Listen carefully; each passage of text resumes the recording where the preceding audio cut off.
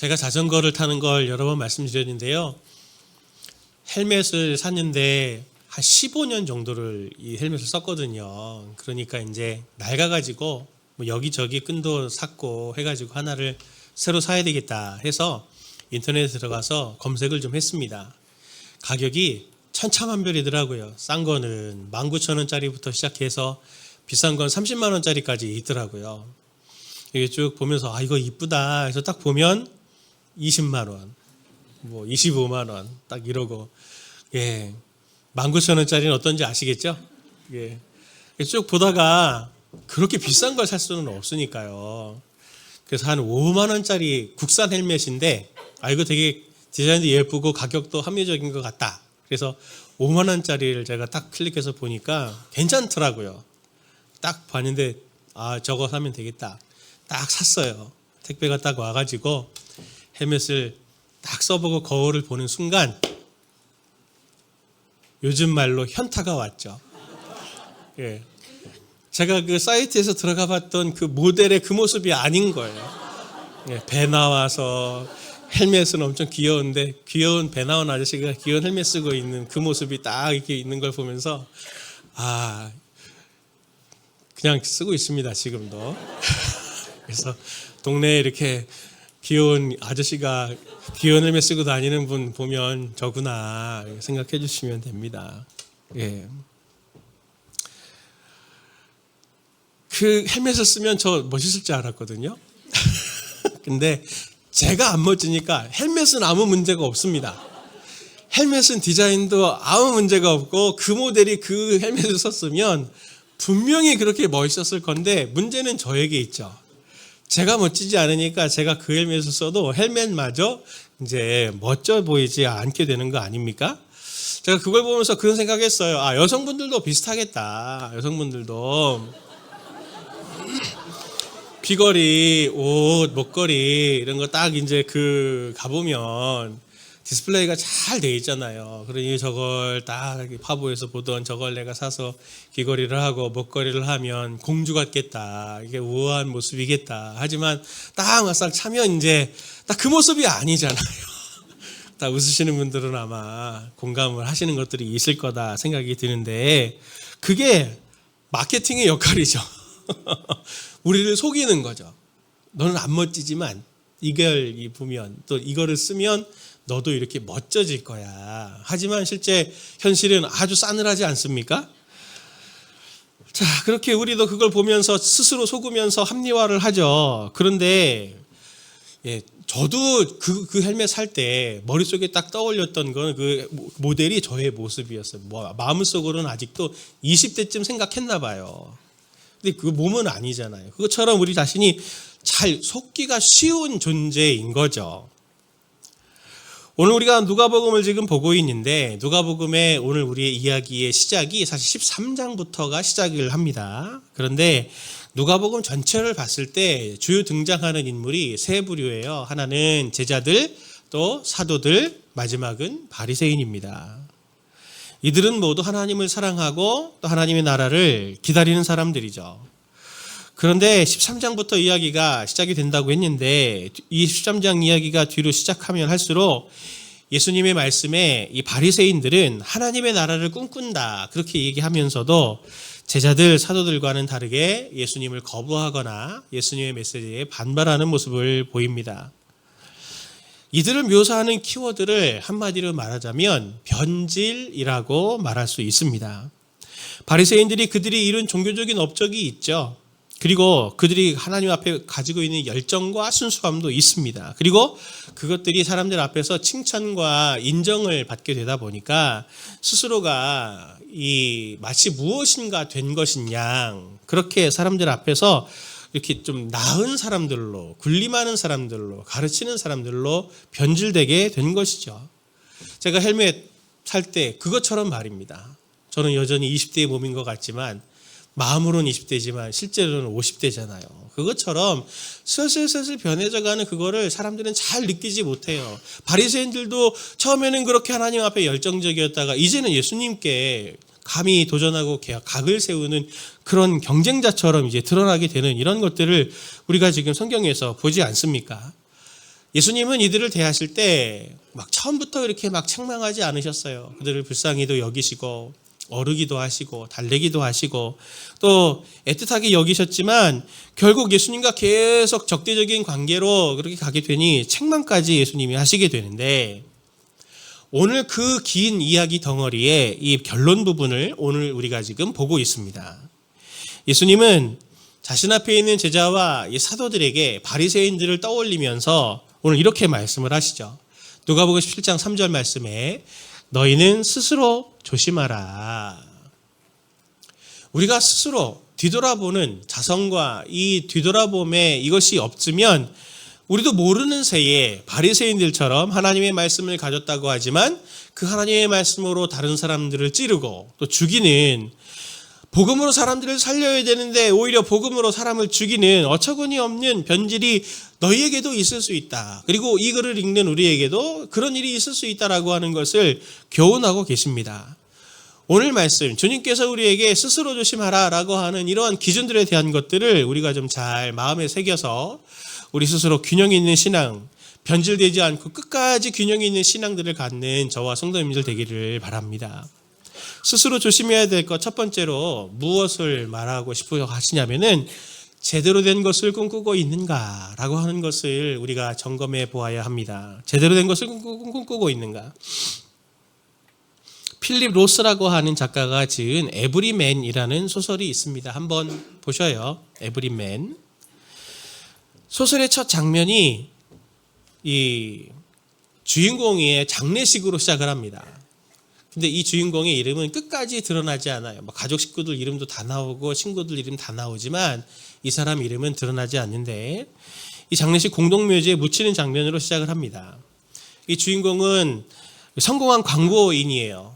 그래서 은퇴할 시점에는 경제적으로도 이제 어느 정도 이제 경제력도 있었고 했지만 남는 것은 몇 개의 혈관 속에 박혀 있는 스텐트와 심장 제세동기밖에 없더라.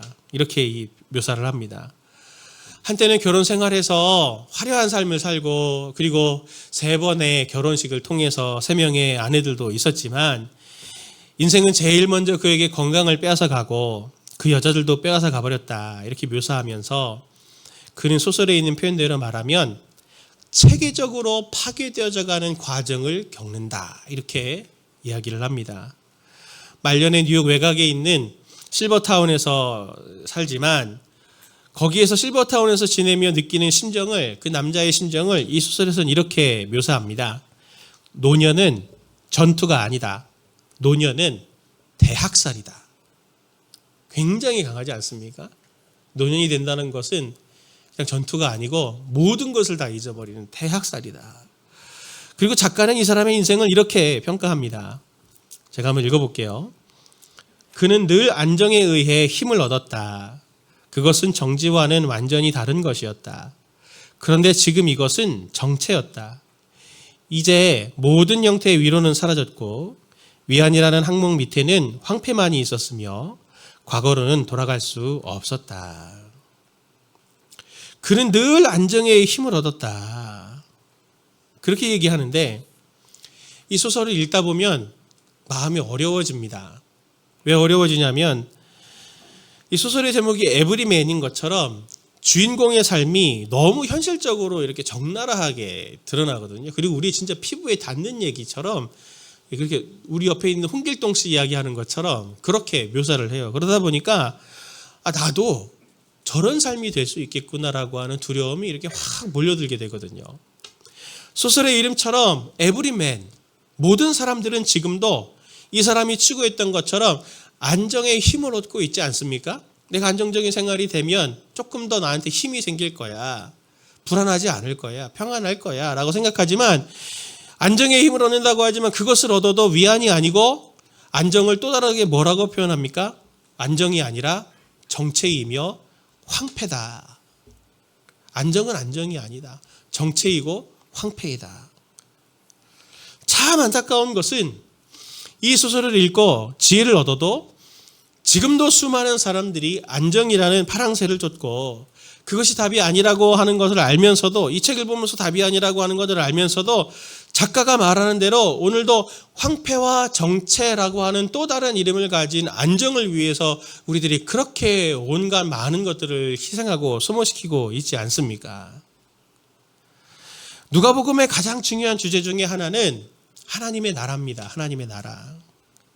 답이 없는 인생들에게 누가복음은 예수님의 삶과 사역을 통해서 생명과 삶이 넘치는 삶, 하나님의 나라, 그것이 구체적으로 어떤 모습일까라고 하는 것을 묘사해서 그림 그려주듯이 우리에게 보여줘요.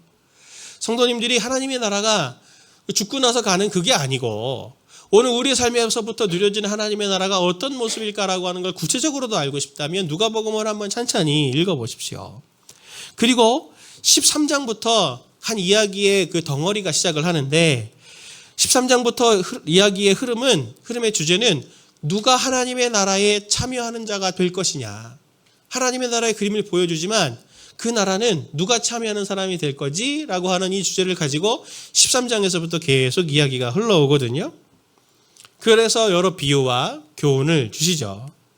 오늘 말씀을 통해서 예수님은 우리에게도 질문을 하십니다. 너도 스스로 뒤돌아봐라. 너는 오늘 무엇을 꿈꾸고 있니? 안정을 꿈꾸고 있니? 얻고자 해도 얻을 수 없는 안정을 꿈꾸고 있니? 아니면 반드시 이루어질 하나님의 나라를 꿈꾸고 있니? 그걸 우리에게 스스로 뒤돌아보라고 오늘 말씀하시는 겁니다. 우리가 하나님의 나라를 생각할 때 늘 기독교를 생각할 때 늘 구원이나 또는 믿음이나 이런 단어들에 집중하는 경향들이 있고 하나님의 나라는 죽어서 가는 거다 이렇게 생각하시는 분들이 많지만 여러 번 말씀드렸죠. 하나님의 나라는 오늘 우리 이 순간부터 누릴 수 있는 거라고요. 너무 복음을 폭 좁게 이해하는 경향들이 있습니다. 아마 성도님들도 다 아는 노래이실 텐데 풍경이라는 노래 아시죠? 김호중 씨가 부른 노래 풍경. 세상 풍경 중에서 제일 아름다운 풍경, 모든 것들이 제자리로 돌아가는 풍경. 이 가사가 계속 반복됩니다. 계속 반복되는 거예요. 세상 풍경 중에서 제일 아름다운 풍경은 모든 것들이 제자리로 돌아가는 풍경. 제가 이 노래를 들으면서 그래, 이게 하나님의 나라지. 그 생각을 했어요, 제가. 실로 그렇습니다. 큰 관점에서 구원과 하나님의 나라는 죄로 인해 파괴됐던 하나님의 원래 창조된 세상이 제자리로 다 돌아가게 되는 과정이 구원인 거죠. 그 결과가 구원이고 그리고 그 과정으로는 부흥이라고 하는 것이 그 과정이 되는 겁니다. 그래서 누가복음을 보면은 예수님의 사역을 보십시오. 예수님이 병든 자를 낫게 하시죠. 귀신 들린 사람은 귀신을 내쫓아서 그의 일상을 찾아주십니다. 그리고 죽은 자는 다시 살리시죠. 선포하시는 말씀들을 통해서는 하나님의 백성들이 하나님의 영향력과 다스림 아래 들어가게 하는 형태를 갖습니다. 그래서 누가복음에 보면 하나님의 회복을 경험한 사람들이 다 어디로 갑니까? 집으로 가요. 집으로 가요. 대표적인 예가 누가복음 8장에 나오는 거라사 광인이죠. 거라사 광인이 군대 귀신이 들렸잖아요. 낫고 난 다음에 귀신이 나간 다음에 이 거라사 광인은 예수님을 따르겠다고 말합니다. 제자가 되겠다고 말해요. 그런데 예수님은 어떻게 하십니까? 아니야. 너희 집으로 가. 너희 집으로 가. 하나님의 나라, 누가복음에서 나오는 하나님의 나라는 우리의 일상이 회복되는 겁니다. 하나님의 다스림으로 회복되는 것. 회복된 자들이 삶의 자리로 돌아가서 그것을 누리는 그것이 바로 하나님의 나라를 누리게 되는 굉장히 중요한 표지로 나오는 거죠. 하나님은 그 하나님의 나라를 저와 성도님들에게 주시기를 원하십니다. 제대로 된 회복된 일상을 주고 싶어 하시는 거죠. 또 하나님은 당신의 자녀들의 우리들에게 우리의 삶의 자리에서 회복된 그 일상 프로젝트, 그 일상을 회복하는 그 프로젝트, 하나님 나라 프로젝트에 저와 성도님들을 동참시켜서 동역하기를 하나님은 원하십니다. 그래서 오늘 말씀의 문맥이 그 맥락에서 읽어야 되는 거예요. 오늘 본문의 앞에는 예수님이 구체적으로 사람들과 관계적인 부분들에 대하여서 교훈을 주시는데 이렇게 말씀을 하시죠. 누가복음 7장 3절부터 4절 말씀을 같이 함께 봅니다. 너희는 스스로 조심하라. 만일 내 형제가 죄를 범하거든 경고하고 회개하거든 용서하라. 만일 하루에 7번이라도 내게 죄를 짓고 7번 내게 돌아와 내가 회개하노라 하거든 너는 용서하라 하시더라. 아멘. 예수님은 스스로 조심하라 하시면서 형제가 죄를 범하거든 경고하고 회개하거든 용서하는데 그냥 한 번이 아니고 하루에 7번이라도 내가 잘못했습니다 하면은 7번이라도 용서를 해라. 제가 회개합니다 하면 7번이라도 용서를 해줘라. 그렇게 말씀하고 계세요. 죄로 인해서 깨어진 관계, 그것을 어떻게든 계속 회복해라. 그것을 주님이 지금 말씀하시는 거 아닙니까? 회복에 대한 노력을 하라고 하시는 거 아닙니까? 성도님들이 이 말씀 들으시면 부담이 많이 되시죠? 제 아이도 3번까지는 참겠습니다, 목사님. 그것도 하루에 7번을, 그건 저를 갖고 노는 거죠, 지금. 이걸 어떻게 용서해 줍니까? 이건 안 되는 거예요. 이렇게 말씀하실 수 있는데, 이 말씀 참 어려운 말씀이죠. 불가능해 보이고 좌절을 불러오는 말씀입니다. 그런데 이 말씀에 사도들이 보이는 반응을 우리가 주목해 볼 필요가 있습니다. 누가복음 7장 5절 말씀을 보면 이렇게 말하죠. 사도들이 주께 여짜오되 우리에게 믿음을 더하소서 하니. 우리에게 믿음을 더하소서. 우리가 이걸 말씀을 볼 때 성도님들이 보통 이걸 어떻게 읽으시냐면 우리가 믿음이 없으니 하나님이 믿음을 주셔야 제가 그렇게 할 수 있을 거 아닙니까? 저는 믿음이 없어요. 못해요. 약간 이렇게 이해들 하셨죠? 근데 본문은 사실 그런 뉘앙스가 아닙니다. 오늘 본문에 믿음이라고 하는 단어로 쓴 피스티스는 믿음이라는 뜻도 있지만 더 근본적인 뜻은 뭐냐면 신실함이라는 뜻입니다. 신실함. 오늘 말씀의 뉘앙스는 사도들이 이렇게 외치는 겁니다. 주님, 우리를 그 말씀을 지킬 수 있는 신실한 사람으로 만들어 주십시오. 그 엄청난 열정과 간절함을 가지고 정말 그렇게 되길 원합니다. 아멘. 제가 정말 그렇게 되길 원합니다. 정말 하루에 7번이라도 용서해 줄 수 있는 사람이 되기를 원하니 저를 도와주시옵소서라고 이렇게 간절히 주님을 붙드는 그러한 열정이 오늘 문맥상에서의 원래 의미거든요. 불가능해 보이는 예수님의 말씀들은 사도들에게 좌절을 불러오는 게 아니고 불가능해 보이는 것 같은 말씀을 하나님이 그들에게 주실 때 사도들에게 그것은 꿈이 되고 비전이 되는 거죠. 정말 제가 그렇게 되길 원합니다. 정말 제가 그렇게 해보려고 하니 정말 저를 좀 도와주세요 라고 하는 이 건강한 반응이 지금 사도들의 반응입니다. 그런데 오늘의 본문을 좀 뜯어보면은 우리가 놓치지 말아야 될 것이 한 가지가 더 있습니다. 오늘 예수님의 말씀이 17장 1절부터 시작이 되는데 예수님이 누구에게 얘기를 하고 있냐면 제자와 사도들 모두에게 있는 자리에서 얘기를 하세요. 그런데 17장 1절 말씀을 보면 이렇습니다. 예수께서 제자들에게 이르시되 실족하게 하는 것이 없을 수는 없으나 그렇게 하게 하는 자에게는 화로다 하시면서 말씀 시작하시고 4절까지 이어지고 5절에 사도들의 반응이 나오는데 4절 5절을 다시 함께 보기를 원합니다.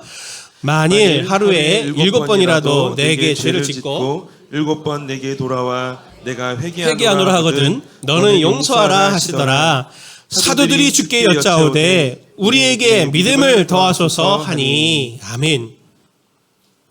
1절은 제자들과 사도들이 다 있는 데서 지금 하시는데 반응을 보이는 건 누굽니까? 사도들이죠. 누가복음은 의도적으로 제자와 사도를 구분해서 말하고 있습니다. 누가복음은 예수님이 말씀을 선포하실 때 같은 말씀을 해도 반응하는 사도들이 있고 반응하지 않는 제자들이 있다라고 하는 것을 은연중에 얘기하고 있는 거예요. 저와 성도님들은 예수님이 말씀하실 때 패배에 쩔어서 많은 실패 경험에 우리가 깊이 박혀 있어서 그건 안 되는 거죠. 하나님. 그건 불가능한 일이에요. 이런 마음을 갖는 것이 아니고 주님께서 우리에게 말씀하실 때 그것이 사도들처럼 비전이 되고 꿈이 돼서 정말 주님 그렇게 되길 원합니다. 하나님께서 그렇게 하시겠다고 하셨던 그것이 제 삶의 현실이 되기를 전 꿈꿉니다 하고 주님께 더 가까이 붙드는 그런 믿음을 보이는 저와 성도님들 되기를 간절히 축원합니다. 간절히 사모하는 자들, 사도들에게 예수님은 이렇게 말씀하시죠. 누가복음 7장 6절 말씀. 근데 이 6절 말씀을 보면 이렇죠. 주께서 이르시되 너희에게 겨자씨 하나일 만한 믿음이 있었더라면 이 뽕나무더러 뿌리가 뽑혀 바다에 심겨라 하였을 것이요 그것이 너희에게 순종하였으리라. 이 말씀 보면서 개역개정을 보여주셨는데 자, 개역성경을 읽었습니다. 우리 개역개정판 원래 성경 보면 우리에게 믿음이 있었더라면 이라고 얘기를 하시니까 우리가 지금 믿음이 없어서 지금 이렇게 얘기하시는구나. 우리가 너희가 믿음이 더 있어야 된다. 이 녀석들아. 이렇게 책망하시는 것 같이 느껴지는데 원문의 뉘앙스는 그게 아닙니다. 개역 개정 번역이 조금 매끄럽지 않아요. 오히려 새 번역이 훨씬 더 매끄러운 번역입니다. 같이 17장 6절 말씀을 새 번역으로 같이 봅니다. 시작. 주님께서 말씀하셨다. 너희에게 겨자씨 하나일 만한 믿음이라도 있으면 이 뽕나무더러 뽑혀서 바다에 심기어라 하면 그대로 될 것이다. 아멘. 예수님은 설명을 하세요. 예수님의 말씀 보면 너희가 볼 때 불가능한 일이라고 하지만 겨자씨만한 믿음이 있으면 불가능한 것이 아니다. 할 수 있다. 자, 그럼 제가 성도님들께 다시 묻습니다. 성도님들 겨자씨만한 믿음이 있으십니까? 대답을 안 하세요. 왜? 자, 성도님들에게 겨자씨만한 믿음이 있습니까? 그래서 예배 드리시는 거잖아요. 겨자씨만한 믿음이 있으면 이런 일은 불가능이 아니고 현실이 된다. 그러니 너희들에게도 이런 일들은 현실이 될 수 있다라고 하는 것을 주님이 오늘 우리에게 말씀해 주시고 계신 겁니다. 겨자씨만한 믿음이 있으면 뽕나무가 바다에 심겨라 해도 불가능한 것 같아 보이지만 하나님이 그렇게 하게 하신다라고 하는 것을 말하고 있는 거예요. 주님께서 힘을 더하세요. 다가올 하나님의 나라를 믿고 불가능한 것 같아 보이지만 그 나라를 꿈꿀 때 내 삶의 자리를 보면 어둠이 가득하고 내 남편과 살고 내 아내와 살고 내 아이들과 살면서 십수년 수십 년을 같이 살면서 패배와 실패 경험들이 엄청 많아서 이 사람이 변할까, 예수님을 믿을까, 이 사람이 인격적으로 사람 구실을 할까, 이런 여러 고민들을 우리가 하고 있지만 하나님의 나라를 꿈꾸면서 하나님의 나라의 동역자로 하나님 앞에서 우리가 이 삶의 자리에서 하나님, 내 가정에, 내 직장에, 그리고 내 가족에 하나님의 나라가 구현되기를 원합니다. 제가 믿음이 있습니다. 라고 도전해 나갈 때 하나님은 반드시 그 일들을 일으켜 가시겠다고 하는 것을 하나님은 분명히 오늘 우리에게 약속해 주고 계신 거예요. 이게 하나님의 나라를 꿈꾸는 자들의 건강한 반응이라고 하는 것입니다. 성도님들은 무엇을 꿈꾸고 계십니까? 스스로 점검해 보시고 우리 교정해 봐야 되지 않을까요? 오늘 우리 앞에 있는 경제정의, 사회정의, 관계정의 여러 숙제들이 많이 있죠. 그것 가운데 우리는 부르심을 받은 사람들입니다. 그 부르신 자리 가운데서 얻지도 못할 안정이라고 하는 신기루를 쫓아 계속 가실 겁니까? 에브리맨처럼 말입니다. 창세기를 보시면서 요한계시록을 보면서 창세기의 처음 창조의 아름다운 모습과 요한계시록의 새하늘과 새 땅의 그 완성된 하나님의 나라의 모습을 보면서 완벽히 하나님께서 이것을 우리에게 주실 건데 죽음도 우리에게 현실처럼 다가올 거지만 하나님의 나라도 현실처럼 우리에게 다가오게 될 텐데 이 그림이 다가오게 될 텐데 오늘 그것을 누리고 맛볼 수 있다고 하셨으니 내가 오늘 그것을 꿈꾸리라 하면서 하나님의 나라의 백성으로 오늘 이 땅에 하나님의 나라의 회복을 품고 성도님들이 꿈을 꾸시겠습니까? 어떤 꿈을 꾸시겠습니까? 정말 성도님들 하나님 나라를 꿈꾸고 있습니까? 정말 하나님의 나라를 꿈꾸셔야 돼요. 이것을 꿈꾸지 않으니까 변질이 일어나는 거죠. 이걸 꿈꾸실 때 우리의 믿음과 우리의 열정은 식지 않고 간절한 소망으로 더욱더 주님을 기다리며 우리의 삶의 자리에서 충성된 종으로 서게 될 줄 믿습니다. 두 번째로 스스로 조심해야 될 것은 감사의 삶을 살고 있는가라고 하는 것입니다. 주님은 사도들이 간절하게 이렇게 외칠 때 종의 비유를 하시죠. 우리에게 믿음을 더하소서라고 할 때 그걸 들으시고 예수님이 비유를 하나 더 하십니다. 7절부터 10절까지 말씀 좀 길지만 같이 한 번 더 보도록 하겠습니다. 너희 중 누구에게 밭을 갈거나 양을 치거나 하는 종이 있어 밭에서 돌아오면 그더러 곧 와 앉아서 먹으라 말할 자가 있느냐? 도리어 그더러 내 먹을 것을 준비하고 띠를 띠고 내가 먹고 마시는 동안에 수종 들고 너는 그 후에 먹고 마시라 하지 않겠느냐? 명한 대로 하였다고 종에게 감사하겠느냐? 이와 같이 너희도 명령받은 것을 다 행한 후에 이르기를 우리는 무익한 종이라 우리가 하여야 할 일을 한 것뿐이라 할지니라. 아멘. 오늘 주님은 이 말씀에서 하나님과 우리의 관계를 주인과 종의 비유로 설명을 하시는 말씀을 보고 있는데 이 말씀을 보면 하나님 좀 어떤 분 같아 보입니까? 매몰차죠 좀.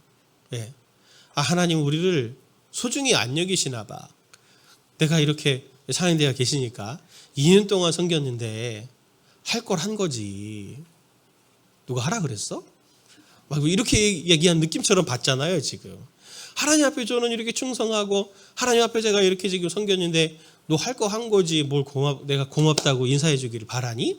약간 이런 느낌으로 이렇게 지금 이 말씀을 받는데 그렇게 받으시면은 안 됩니다. 왜냐하면 오늘날의 눈으로 우리가 보기 때문인데 그 당시에 두 가지 문화를 이해하셔야 돼요. 하나는 노예 문화입니다. 종의 문화. 그 다음에 두 번째는 그 당시에 이 명예 사회 속에서 감사가 어떠한 역할들을 하나라고 하는 이 두 가지를 이해하실 필요가 있어요. 오늘 본문의 이 감사에 대해서 조엘 그린이라고 하는 신학자가 이렇게 설명을 합니다. 제가 한번 읽어볼게요. 고대 사회에서 감사한다고 하는 것은 감사를 말로 표현하거나 예의를 표현하는 것이 아니라 주인이 종에게 빚진 상태가 되는 것을 의미한다. 빚진 상태가 된다는 거예요. 누구에게 감사할 게 있잖아요. 저에게 고대 사회에서. 그러면 누군가 저에게 호의를 베푼 거잖아요. 그 호의는 그 받은 사람에게 빚이 되는 거예요. 그 빚은 어떻게 해야 됩니까?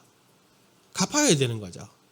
근데 갚을 때 말이나 예의로 표현하는 게 아니고 행동이나 거의 상응하는 뭔가 행동으로 갚아야 된다라고 하는 걸 말하는 게 이 당시 문화라는 거죠. 제가 이어갑니다. 그렇기 때문에 주인이 종에게 감사의 말을 하지 않는 것은 지극히 당연했다. 주인, 종의 관계에서 종이 매일의 임무를 완수하기 때문에 주인은 종에게 특별한 혜택을 빚지게 될까? 종은 주인에 대한 일상의 의무를 완수한 것으로 주인의 후견인이 될까? 당연히 아니다. 마찬가지로 무익한 종들은 쓸모없다는 뜻이 아니라 주인이 호의를 베풀어야 할 의무가 없다는 것을 가리킨다. 특히 로마 사회에서 주인과 종의 관계는 굉장히 독특했습니다. 종들은 오히려 주인의 호의와 돌봄 아래 있는 사람들이었죠. 주인 덕분에 노예들은 로마 제국 내에서 경제적인, 사회적인, 관계적인 지위를 그래도 얻을 수 있었어요. 그리고 신분의 상승도 얻을 수가 있었습니다. 그래서 노예들은 자기들이 돈을 벌어서 몸값을 치르고 자유인이 된다고 하더라도 로마 사회에서 자리매김을 할 수 있었던 주인들에게 동등한 자유민이어도 약간 대부와 아들 같은 이러한 관계들을 계속 이어가곤 했었어요. 그 시대에서 오히려 종들은 주인에게 먼저 받는 것이 있는 자들이었습니다. 그러니 주인에게 감사하는 자들, 주인에게 빚진 자들이었죠. 이걸 오늘 예수님이 비유로 쓰신 겁니다. 종으로서 우리의 의무는 주인에게 먼저 받은 호의들을 감사로, 삶으로 명령받은 것을 행하는 것으로 갚는 것이었죠. 오늘 주님은 주인과 종의 관계를 빗대어 하나님과 우리 관계를 설명하시는데 성도님들은 정말로 하나님 앞에서 감사할 것밖에 없는 존재죠. 그러시죠? 그런데 아까 얘기하잖아요. 그린이라고 하는 신학자가 말로나 예의로 갚는 것이 아니라고. 무엇으로 갚습니까? 명령받은 것을 행하는 것으로. 그리고 본인은 행하고 나서도 무익한 종입니다. 저는 제가 하나님께 빚진 것을 갚을 뿐입니다 라는 말밖에는 할 수 있는 게 우리에게는 없다. 이게 종의 태도라고 하는 거죠. 주님은 이내 3절에서 그렇게 말씀하시지 않습니까? 너희는 스스로 조심해라. 우리가 하나님 앞에서 늘 점검해야 될 마음이 이거예요. 많은 은혜를 이미 받았어요. 갚을 수 없는 사랑과 갚을 수 없는 은혜를 이미 받고도 조금 하나님 앞에 봉사하고 조금 하나님 앞에 헌신하고 조금 하나님 앞에 헌금하고 신앙생활을 했다고 자기가 뭔가 된 것인 것처럼, 그리고 뭔가 하나님 앞에 많은 것을 다른 사람들보다 드린 것처럼 하나님이 당연히 나를 호의를 베풀어 주셔야 되고 하나님이 당연히 나에게 더 특별한 사랑을 베풀어 주셔야 된다고 생각하는 그러한 자기의 속임이 있었기 때문에 변질이 된 거죠. 누가 말입니까? 바리새인들이 말입니다. 우리도 이것을 경계해야 합니다. 스스로 경계해야 되는 거예요. 주님이 오늘 말씀하십니다. 9절 10절 말씀, 명한 대로 하였다고 종에게 감사하겠느냐.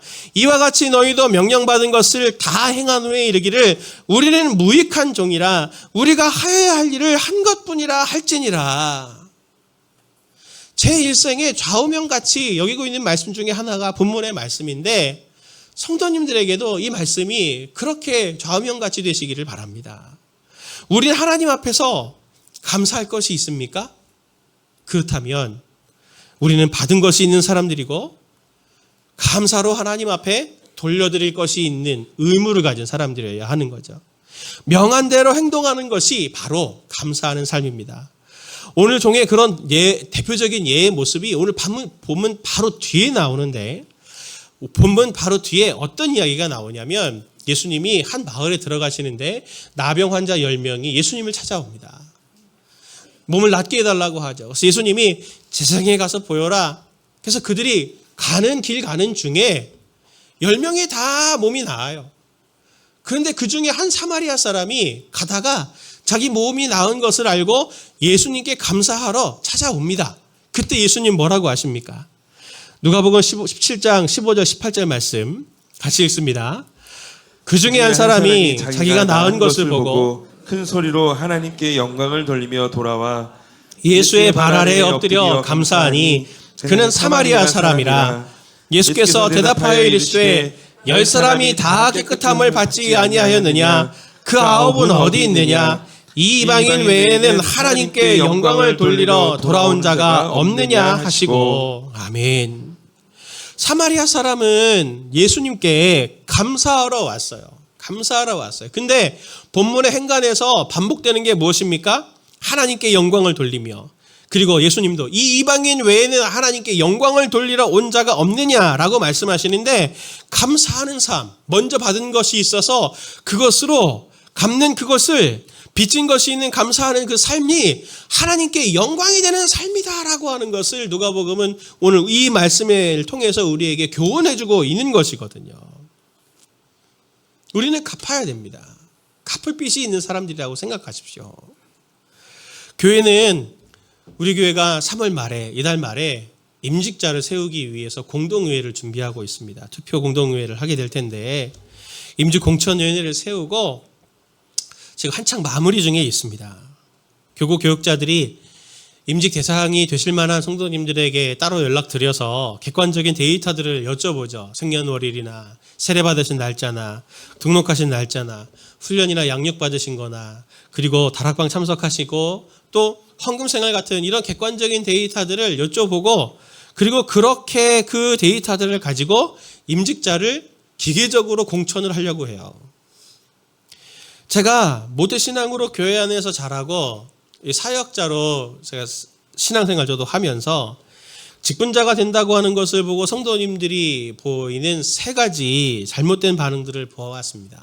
첫 번째는 무엇이냐면, 직분자가 된다는 것은 자신이 인정받는다 이렇게 생각하시는 분들, 명예로 생각하시는 분들이 있어요. 그러니 직분자가 되면은 내가 교회에서 좀 신앙생활 잘했구나, 사람들에게 인정받는구나, 목사님께 또 인정받는구나 이렇게 생각하시는 분들이 있고, 또 안 되면은 나는 사람들하고 목사님에게 인정을 못 받는가 하면서 되게 낙담하고 상처받으시는 분들이 있어요. 그리고 부끄러운 것으로 생각을 하세요. 또 두 번째 부류는 어떤 부류가 있냐면, 직분자라고 하니까 교회 안에서의 뭔가 이 중직자가 된다고 하니 굉장히 책임감을 많이 느끼시는 거죠. 내가 뭔가 더 해야 되나? 막 이제 이런 고민들을 하시는 분들도 있으시더라고요. 세 번째는 어떤 분들이냐면, 직분자가 되려면 임직 헌금을 내야 된다 하더라.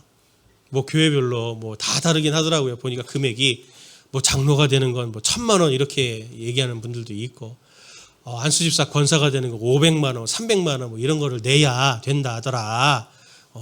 그러면서 우리 교회도 그렇게 하실 거예요? 이렇게 물어보시는 분들이 있더라고요. 그렇게 안 할 겁니다. 이런 반응들이 건강한 게 아니거든요. 직분자를 세워가는 목적은 목사와 함께 그 중직자들이 교회의 책임감을 가지고 교회를 세워가는 역할들을 하는 겁니다. 배경을 보면, 사도행전 6장을 보면 초대교회가 한참 성장을 해가는 과정 속에 사도들이 주도적으로 사역을 하다가 성도들이 많아지다 보니 사도들이 말씀과 기도에 전무해야 되는데 이거 할 시간이 없는 거예요. 그러니 사도들이 말씀과 기도하는 것이 주된 사명인데 이걸 할 수가 없으니 7 집사를 세워서, 안수해서 세워서 그들을 통해서 역할을 분담하고 교회가 하나님의 교회로서 다양한 사역들을 함께 힘있게 사역하기 위해서, 교회를 건강하게 세우기 위해서 이 직분자들이 있는 거거든요. 그런데 거기에 돈도 필요 없고요, 명예도 아니에요.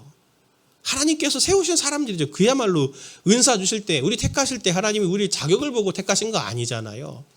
그것처럼 하나님께서 택하신 건데, 성도님들이 이미 한국교회 안에서 직분은 명예다, 직분자가 되면 더 봉사와 책임감을 많아야 된다, 또 직분자가 되려면 돈이 있어야 된다, 뭐 이런 변질들을 경험했기 때문에 아까와 같은 그런 건강하지 못한 반응들이 상처처럼 이렇게 나오게 되는 거 아닙니까? 그래서 우리 교회가 임직공천위원회를 세우고 시스템적으로 그렇게 임직자들을 세우려고 하는 거예요. 성도님들 중에 이 공천을 받지 못하시게 되면은 속상할 수는 있을 것 같아요, 제가 볼 때. 그러나 그럴 때 하나님의 몸된 교회에 내가 한 책임 있는 일원으로서 내가 어떻게 신앙생활에 부족한 점이 뭐였나라고 하는 것들을 점검하시고 다음 임직을 기다리시면 좋겠습니다. 상처받을 거는 아니잖아요, 그걸로. 우리는 다 부족한 사람들인데요. 그리고 그렇게 해서 공천되신 분들이 계시다면은 성도님들은 하나님의 부르심으로 또 그것을 알고 교회, 몸된 교회가 든든하게 잘 세워져 갈 수 있도록 성도님들이 기도하면서 교회의 한 책임 있는 일원으로 서게 해주시기를 바랍니다. 교회는 책임 있는 일꾼을 세워야 되기 때문에 서리집사 임명하실 때도 보셨지만 여러 기준을 가지고 약속하듯이 객관적인 데이터들을 가지고 나이도 보고 세례 받은 연수도 보고 말씀 양육받은 것도 보고 다락방 참여하시는 것들도 보고 교회 여러 영적인 부분들을 전체를 고려해야만 우리 교회의 색깔과 공통점들, 기둥의 역할들을 감당할 수 있을 거잖아요. 그게 전부가는 다 아니어도. 그래서 그 기준을 가지고 하는 건데, 제가 왜 이 긴 얘기를 드리는 거냐면 한국 교회의 상황이 지금 쉽지 않습니다. 안팎으로 너무 어렵죠. 지금 우리가 겪고 있는 이 시대 문화 속에서 이 시간이 지나고 나면 엄청난 시련과 후폭풍이 우리들 가운데 몰려올 거라고 저는 생각을 하는데 저는 두렵지 않습니다. 왜냐하면 지지난주도 말씀드렸듯이 하나님은 우리 가운데서 일하시고 섭리하시는 하나님이시거든요. 제가 꿈꾸고 이 상황 앞에서 더 비장하게 제가 이런 말씀을 길게 드린 이유는 하나님이 하나님의 나라를 위해서 일하실 때 하나님의 손과 발이 될 한 건강한 교회가 필요하기 때문입니다. 그리고 하나님이 성도들의 삶의 자리에서 그리스도인들은 없어, 다 예수님 믿는다고 하지만 예수님 믿는 사람들은 아닌 것 같아 라고 사람들이 조롱할 때 아니야, 우리 아빠가 있어. 아니야, 우리 엄마가 있어. 아니야, 우리 사장님이 있어. 우리 부장님이 있어 라고 말할 수 있는 하나님이 주목하시는 그 한 성도, 하나님의 나라를 꿈꾸고, 그리고 오늘 말씀처럼 하나님께서 부어주시는 은혜에 감사해서 하나님 앞에 명령받은 것을 저는 충성으로 감당하겠습니다라고 말하는 그 한 성도를 통해서 하나님은 일해 가실 것을 저는 분명히 믿거든요. 저는 그렇게 되길 원합니다.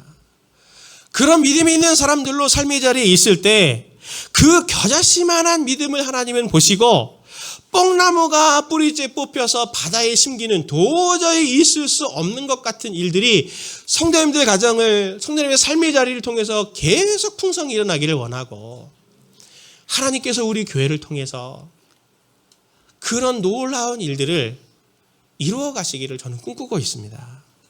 그래서 제가 더 임직을 놓고 첫 일꾼을 세우는 이런 일들에 기도하고 마음을 쓰고 있는 거예요. 성도님들도 함께 기도하시기를 바랍니다. 성도님들은 어떠십니까? 스스로 뒤돌아보십시오. 오늘 삶에 이런저런 문제들이 있고 기도 제목들이 있지만 성도님들 정말 난 하나님께 감사하다, 난 하나님께 빚졌다, 이렇게 생각하고 계십니까? 스스로 점검해 보십시오. 지난 한 주간 동안 성도님들은 무엇을 받으셨습니까? 주님께 감사하다면 명령받은 것을 행하십시오. 하나님께서 명령하시는 것을 행하려 하십시오. 주님은 누가복음 12장 4절에서 이렇게 말씀하셨습니다. 무릇 많이 받은 자에게는 많이 요구할 것이요 많이 맡은 자에게는 많이 달라 할 것이니라. 제가 선교 줄 때도 말씀드리겠지만 1만 성도 파송 운동을 해서 분립 개척한 저에게 있어서는 정말 하나님께서 그 어떤 사람들보다도 하나님께서 많은 감사와 또 그 감사에 버금가는 사명을 저에게 주셨다고 저는 생각해요. 성도님들 우리 안에 이렇게 있으니까 지금 우리가 이렇게 모이고 같이 예배드리고 하는 것이 당연한 것으로 생각을 하시지만 조금만 눈을 돌려보면 정말 그렇지 않습니다. 매일매일 매주 성도님들의 삶에 하나님께서 기적을 일으키고 계시고 그것을 경험하고 있다 보니까 그게 일상이 돼서 우리에게 무덤덤해진 것뿐이지 우리는 지금 많이 받은 자들이거든요. 그렇다면 하나님께서 우리에게 맡긴 사명도 많이 달라 하실 겁니다. 부담스럽지만 성도님들이 이 말씀을 꼭 기억하십시오. 한 말씀만 제가 더 드리면 오늘 이 누가복음의 말씀, 본문의 말씀 뒤편을 보면은 바로 어떤 것으로 이야기가 끝나냐면 종말의 이야기로 말씀이 끝납니다. 역사의 종말로. 무슨 말씀입니까? 우리에게는 시간이 얼마 안 남았다는 거거든요. 제가 명절을 맞아서 제 은사 목사님을 찾아 인사를 드리러 갔는데 그 목사님, 제가 인사를 드리면서 목사님 평안하셨어요? 그랬더니 이런저런 얘기 나누다가 최 목사님 제가 이제 5일 남았어요 그러는 거예요. 제가 깜짝 놀라가지고 목사님 벌써 연세가 그렇게 되셨어요? 5일 후에 은퇴하세요? 그랬더니 씩 웃으면서 나는 1년을 하루로 계산해. 5년 남으신 거를 5일 남았다 이렇게 표현을 하시더라고요. 제가 그 얘기를 듣고 나는 며칠 남았나 했더니 20일 남았어요 이제. 제가 분당으로 계속 10년 있었잖아요. 그렇게 2번 하면 저도 이제 안녕히 계세요예요. 예. 우리에게는 시간이 얼마 남지 않았습니다. 우리에게는 시간이 얼마 남지 않았어요. 하나님께서 우리에게 맡기신 사명을 감당할 수 있는 날도 얼마 남지 않았고 또 하나님께서 우리에게 주신 그 복된 기회는 정말 화살같이 날아가게 될 것인데 언제까지 성도님들 살 겁니까? 언제까지 힘이 있을 것이라고 생각하십니까? 소설 에브리맨이 보여주는 것처럼 모든 사람들의 그 길처럼 싸늘하고 허망한 삶, 안정을 위해서 허비하는 삶이 아니라 짧은 우리에게 맡겨주신 시간과 삶의 자리 속에서 종말을 기억하고 끝을 기억하고 오늘 우리에게 맡겨진 것을 충성스럽게 감당하기 위해 행동하고 심는 사람이 된다면 그 사람이 어찌 변질될 수가 있겠습니까? 저와 성도님들은 날마다 하나님께서 날마다 부어주시는 감사를 생각하며 하나님께서 내게 주신 사랑의 빛을 생각하며 이걸 내가 어떻게 갚지 기회와 삶의 자리를 통해서 계속 그것을 이웃들에게 흘려주고 가정 가운데 흘려주셔서 하나님의 나라를 구현하는 하나님의 동역자로 잘 서시는 저와 성도님들 되시길 예수님의 이름으로 축원을 드립니다.